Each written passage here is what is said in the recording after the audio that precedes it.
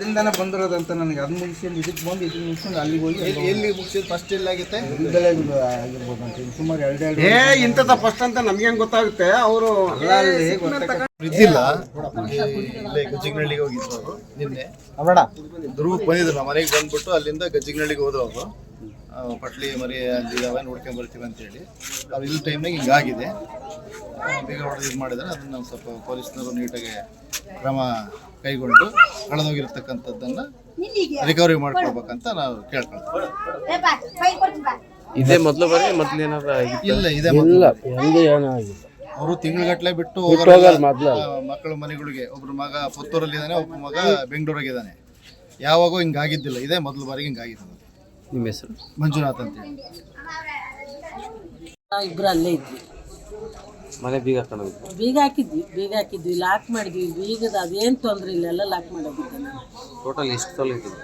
ಒಂದು 15 ಮೇಲೆ ಇತ್ತು, 15-20. ಬೆಳ್ಳಿ ಭಾಳ ಇತ್ತು. ಇವಾಗ ನೆನಪಾತು ನನಗೆ ಬೆಳ್ಳಿ ಇತ್ತು. ಬೆಳ್ಳಿ ಎಷ್ಟಿದೆ? ಬೆಳ್ಳಿ ಅಂದರೆ ಗಿಫ್ಟ್ ಬಂದವು, ಮತ್ತು ಅರ್ಶಿನ ಕುಂಕುಮದವು, ದೀಪ, ಕಾಲು ದೀಪ, ಆಮೇಲೆ ಹುಡುಗರ ಲಿಂಗದ ಕಾಯಿ, ಬೆಳ್ಳಿ ಅದೆಲ್ಲ ಇತ್ತು. ಈಗ ನನ್ನ ಮಗ ಫೋನ್ ಮಾಡಿ ಹೇಳ್ದಾಗ ನನಗೆ ನೆನಪಾಯ್ತು. ಡಾಕ್ಯುಮೆಂಟ್ಸ್ ಎಲ್ಲ ಇದ್ದಾವೆ, ಅವು ನಾವು ಓಪನ್ ಮಾಡಿಲ್ಲ, ಕವರ್ ಹಂಗೆ ಇದೆ. ಬಂಗಾರ ಮಾತ್ರ ನನ್ನ ಸೊಸೆದು ಎಲ್ಲ ಹೋಯ್ತು, ನಂದೇನು ಇರಲಿಲ್ಲ, ಎಲ್ಲ ನನ್ನ ಸೊಸೆದಿತ್ತು, ಅದೆಲ್ಲ ಹೋಗಿತ್ತು. ನನ್ನ ಮಗ ಮಾಡಿಸಿದ್ದಾನೆ. ಅಮೌಂಟ್ ಮಾತ್ರ 1 ಲಕ್ಷ ರೂಪಾಯಿ ಇತ್ತು ಅಷ್ಟೇ. ನಿಮಗೆ ಯಾರ ಮೇಲೆ ಅನುಮಾನ ಇದೆ? ಹೆಂಗೆ ಹೇಳಮ್ಮ ಸರ್, ಎಲ್ಲರೂ ನನ್ನರೇ, ನೀನು ನನ್ನನೇ, ಹೌದಾ? ಹೆಂಗೆ ಹೇಳಮ್ಮ? ನಿನ್ನೆ ಒಂದೇ ದಿನ ರಾತ್ರಿ 1 ತಿಂಗಳಗಟ್ಟಲೆ ಹೋಗ್ತಾ ಇದ್ದೀವಿ ನಾವು. ಇನ್ನೊಂದು ದಿನ ಇಲ್ಲ, ನಾನು ನನ್ನ ಗಂಡ ಇಬ್ಬರು ಇಲ್ಲ ರಾತ್ರಿ.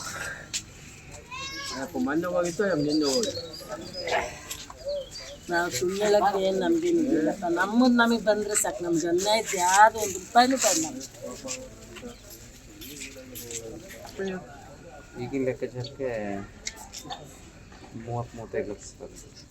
ಅದೇನು ಗ್ಯಾಸ್ ನೀವೇ ಮಾಡಿದ್ರೆ ಗೊತ್ತಾಗ್ತದೆ. ಹೌದಾ? ನಿಮ್ಮ ಹೆಸರಮ್ಮ? ಶಿವಮ್ಮ. ಈಗ ಒಂದು ಮನೆಯಲ್ಲಿ ಮಧ್ಯರಾತ್ರಿ ಕಳ್ಳರು ನುಗ್ಗಿಬಿಟ್ಟು ಮನೆಯಲ್ಲಿರ್ತಕ್ಕಂಥ ಆಭರಣಗಳನ್ನು ಮತ್ತು ಹಣವನ್ನು ದೋಚಿರ್ತಕ್ಕಂಥದ್ದು. ನಾವು ಈ ಮುಖಾಂತರವಾಗಿ ಪೊಲೀಸ್ ಇಲಾಖೆಯಲ್ಲಿ ಮನವಿ ಮಾಡ್ತಕ್ಕಂಥದ್ದು. ನಮ್ಮ ಹಿರೇಮಲ್ನೊಳೆ ವ್ಯಾಪ್ತಿಯಲ್ಲೇ ಹಿಂದೆ ಸರ್ಕಾರಿ ಪ್ರೌಢಶಾಲೆಯನ್ನು ಬೀಗ ಹೊಡೆದಿರ್ತಕ್ಕಂಥದ್ದು, ಏನು ದಾಳಿಂಬೆ ಹೊಲದಲ್ಲಿ ಕಳ್ತನ ಮಾಡಿರ್ತಕ್ಕಂಥದ್ದು, ಮಾಲಿಂಗೇಶ್ವರ ದೇವಸ್ಥಾನದಲ್ಲಿ ಬೀಗವನ್ನು ಹೊಡೆದು ಅಲ್ಲಿರ್ತಕ್ಕಂಥ ಎಲ್ಲ ಬಂಗಾರವನ್ನು ಕೂಡ ದೋಚಿದ್ರು. ಆದರೂ ಕೂಡ ಇದುವರೆಗೂ ಕೂಡ ಯಾವುದೇ ರೀತಿಯಾದಂಥ ಏನು ಪತ್ತೆ ಹಚ್ಚಿದೆ, ಕಳ್ಳರನ್ನ ಪತ್ತೆ ಹಚ್ಚದೇ ಇರ್ತಕ್ಕಂಥದ್ದು. ಪತ್ತೆ ಹಚ್ಚಿದ್ರು ಕೂಡ ಅವ್ರನ್ನ ರಿಕವರ್ ಮಾಡದೇ ಇರ್ತಕ್ಕಂಥದ್ದು, ಕಳ್ಳರಿಗೆ ಯಾವುದೇ ರೀತಿಯಾದಂಥ ಭಯ ಇಲ್ಲದೆ ಇರ್ತಕ್ಕಂಥ ವಾತಾವರಣ ಆಗಿದೆ. ಈ ನಮ್ಮ ಭಾಗದಲ್ಲಿ ಪದೇ ಈ ರೀತಿಯಾದಂಥ ಘಟನೆಗಳಾಗಿರೋದ್ರಿಂದ ಜನಗಳೆಲ್ಲ ಭಯಭೀತರಾಗಿದ್ದಾರೆ. ಆದಷ್ಟು ನಾವು ಪೊಲೀಸ್ ಇಲಾಖೆಗೆ ಹೇಳ್ತಕ್ಕಂಥದ್ದು ಏನಂದರೆ, ನಮ್ಮ ಚಿಕ್ಕಮಗಳೂರು ಮತ್ತು ಹಿರೇಮಲ್ನೊಳೆ ಭಾಗದಲ್ಲಿ ಯಾವಾಗಲೂ ಕೂಡ ಒಂದು ಗಸ್ತು ವಾಹನವನ್ನು ಇದು ಮಾಡಬೇಕು, ಮತ್ತು ಸಂಬಂಧಪಟ್ಟಂಥ ಸೂಕ್ತವಾಗಿರ್ತಕ್ಕಂಥ ಆರೋಪಿಗಳನ್ನು, ಕಳ್ಳರು ಯಾರಿದ್ದಾರೆ ಅವರನ್ನು ತನಿಖೆ ಮಾಡಿ ಅವರನ್ನು ಅರೆಸ್ಟನ್ನು ಮಾಡಿ ಸೂಕ್ತವಾಗಿರ್ತಕ್ಕಂಥ ಕಾನೂನು ಕ್ರಮವನ್ನು ಕೈಗೊಳ್ಳಬೇಕು. ಯಾಕಂದರೆ ಇದು ಪುನರಾವರ್ತನೆ ಆಗ್ತಾ ಇದೆ. ಒಂದಲ್ಲ 2 ಬಾರಿ ನಾವು ಅನೇಕ ಬಾರಿ ಪೊಲೀಸ್ ಇಲಾಖೆಗೆ ಮನವಿ ಮಾಡಿದ್ದೀವಿ.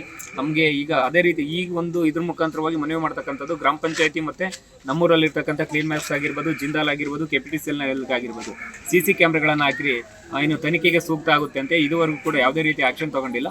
ಪೊಲೀಸ್ ಇಲಾಖೆ ಇದನ್ನು ಸೂಕ್ಷ್ಮವಾಗಿ ಪರಿಗಣನೆ ಮಾಡಿ ಕಳ್ಳರನ್ನ ಪತ್ತೆ ಮಾಡಿ ನಮಗೆ ಸೂಕ್ತವಾಗಿರ್ತಕ್ಕಂಥ ಪರಿಹಾರವನ್ನು ಕೊಡಬೇಕು. ಈ ರೀತಿಯಾದಂಥ ಘಟನೆಗಳು ಪುನರಾವರ್ತನೆ ಆಗದೇ ರೀತಿಯಾದಂಥ ಒಂದು ನ್ಯಾಯಬದ್ಧವಾಗಿರ್ತಕ್ಕಂಥ ಒಂದು ತನಿಖೆ ಆಗಬೇಕಂತ ಹೇಳ್ಬಿಟ್ಟು ನಾವು ಒತ್ತಾಯವನ್ನು ಮಾಡ್ತಾ ಇದ್ದೀವಿ. ಮಾಲಿಂಗಪ್ಪಾಜಿ, HM.